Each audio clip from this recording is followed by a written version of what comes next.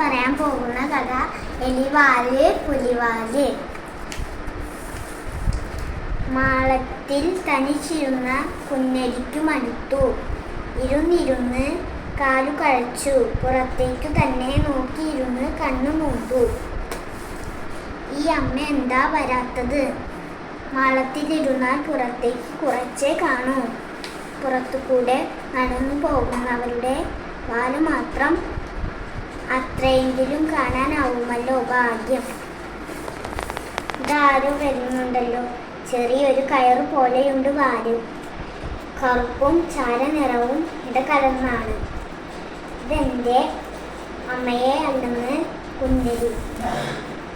കണ്ടൻ പൂച്ച വാലാട്ടി നടന്നു പോയി.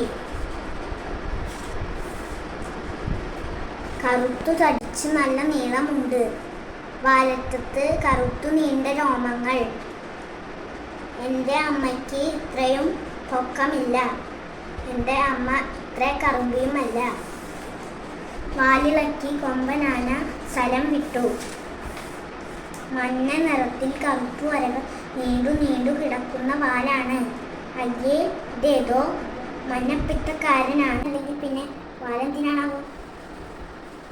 എൻ്റെ അമ്മ മരയോണ്ട് വെടിച്ചിലുപോലെ പാഞ്ഞു പോയി. ഇതെന്താണിപ്പോൾ? കോല് പോലെ ഒരാൾ, നക്ക് വിറക് പോലെ രണ്ടു കാലുകൾ.